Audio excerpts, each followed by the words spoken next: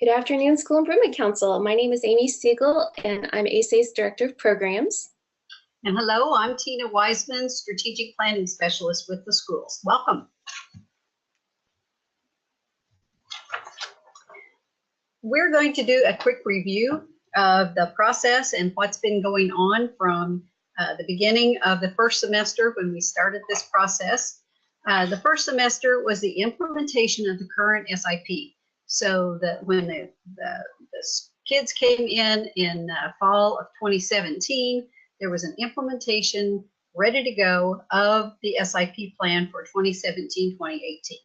And then during the second semester, you are now a part of creating next year's SIP for the 2018-19 school year. So the question is, given who we are now and the new student data that we have, what adjustments do we need to make to our SIP? And remember, that data is always changing, and so you really want to pay attention to that.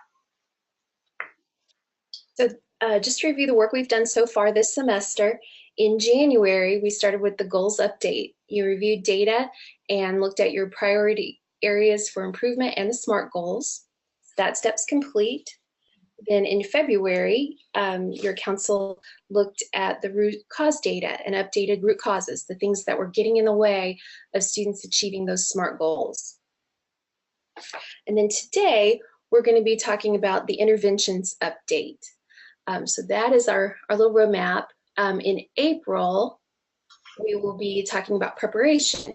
And that's where we plan out professional development, the annual calendar, any resources that need to be secured, all the tasks that lead to successful implementation of those interventions so that we address the root causes and our achievement data and those SMART goals goes up. So today's assignment deals with the interventions.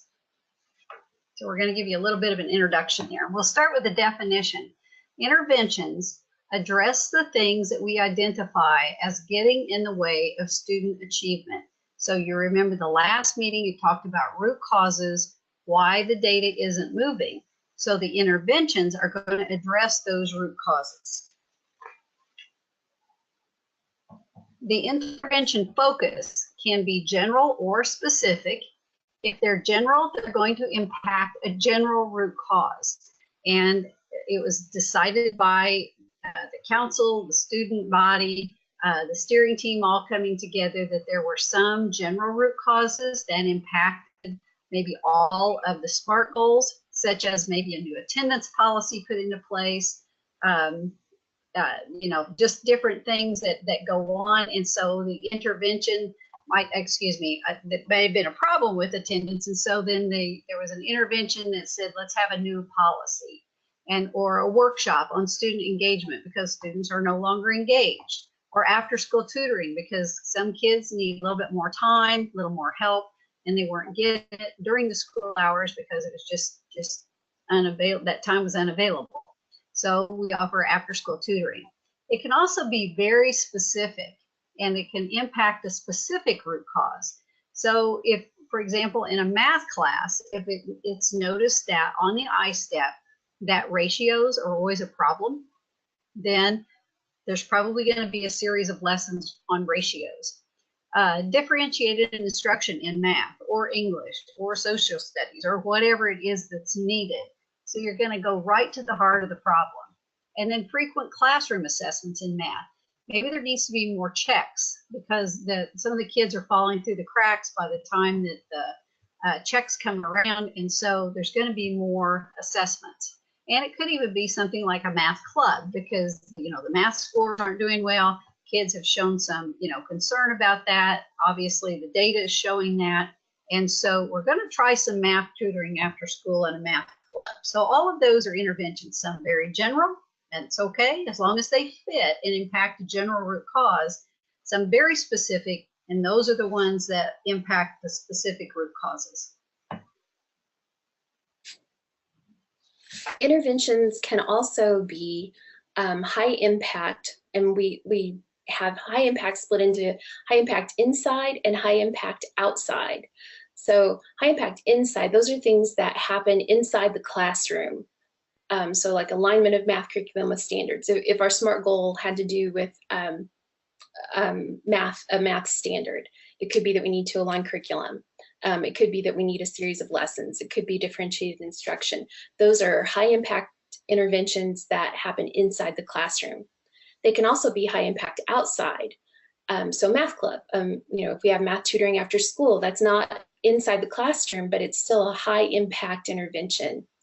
And then we have low impact strategies, things that can, they often feel good. They're often easy and quick. They can often help support more specific high impact inside and high impact outside interventions, but they're not going to have the punch on your SMART goals that your high impact interventions do. So it could be like purchasing book bags. Maybe you're purchasing book bags that say something about math club on them, and those are a reward for coming to math club. That's not really going to help anybody learn math, but it could support that, the more high impact intervention there. Community mentor programs, that's a great thing that can help students overall, but it's not as specific to a SMART goal and to a root cause as the high impact inside or high impact outside interventions. And remember also on that, if I see a number of low impact, I'm going to be asking questions, because sometimes low impact, like Amy said, it can make sometimes, somebody feel good or a group feel good or something, but you really have to look at it and say, if it's low impact, more than likely there needs to be a high impact with it. And then the low impact is what accompanies it. Low impact sometimes is a time killer. And so you have to be very, very careful with those, but to integrate them, that's fine.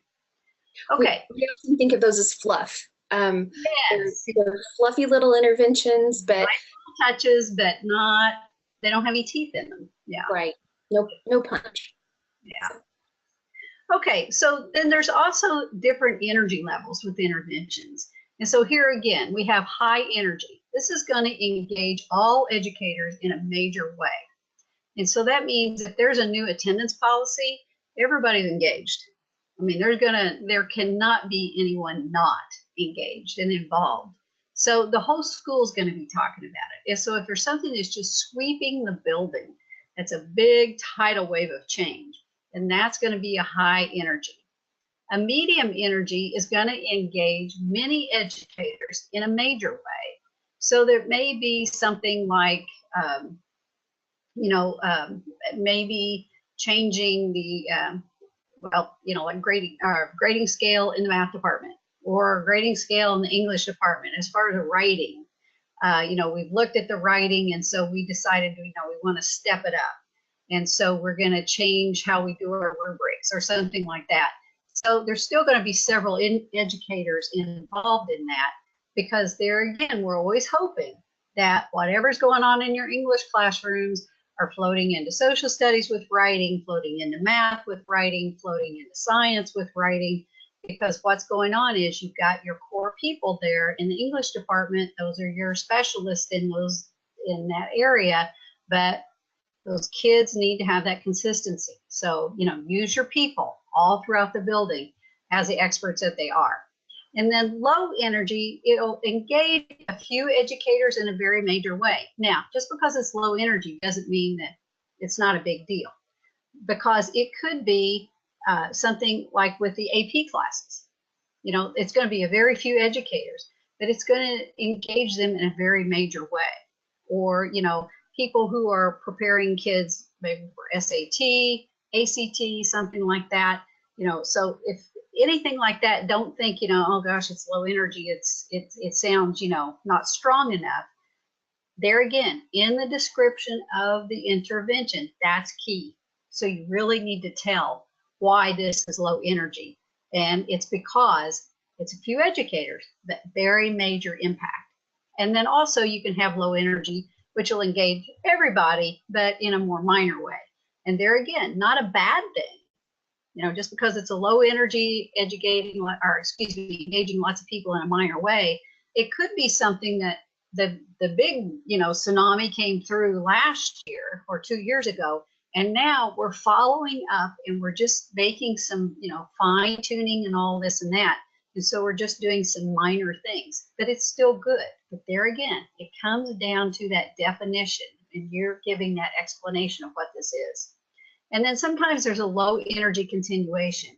It used to be high energy, but now, because it's been very successful and it's become part of the basic culture of the building, it's now low and it's in continuation because we don't want it to fall off the plate, but we don't need to really attend to it a lot. We just need to kind of cast an eye over it every once in a while and make sure everything is still running smoothly.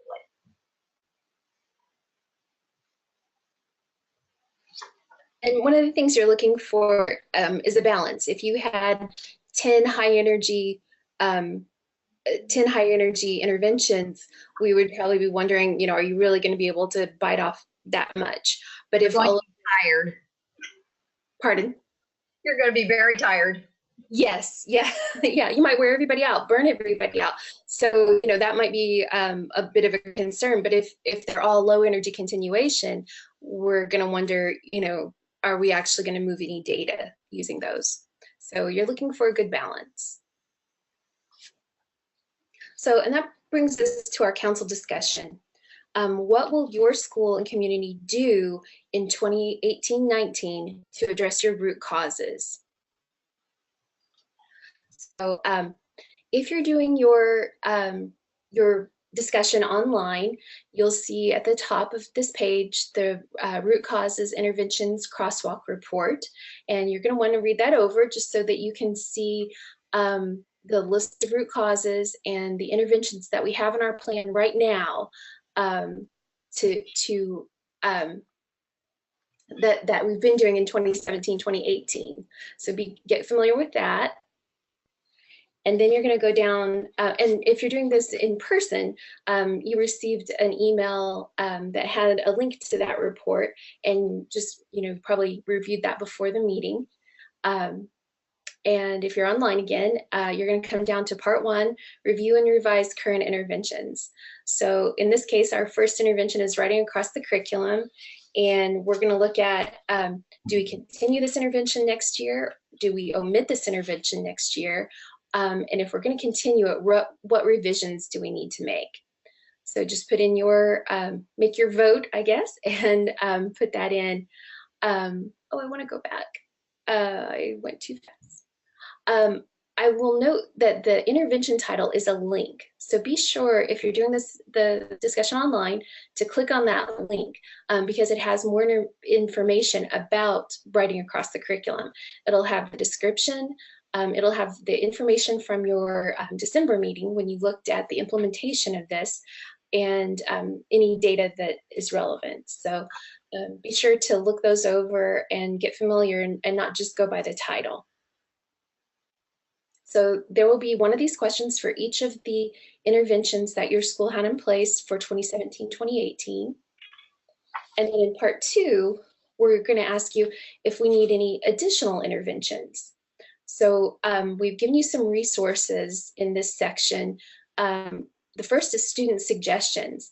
And these are the suggestions when your school had their student body discussion. These are the suggestions the students had about interventions. And Tina often says, out of the mouths of babes.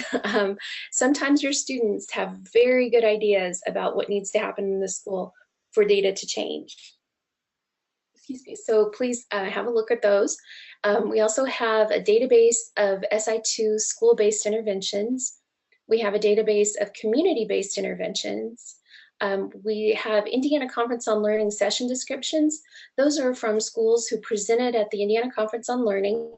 We've not had that conference in a couple of years, but there's still some great interventions in that database. So that's a great thing to look for. You can search, do a Control F to search through those and find interventions.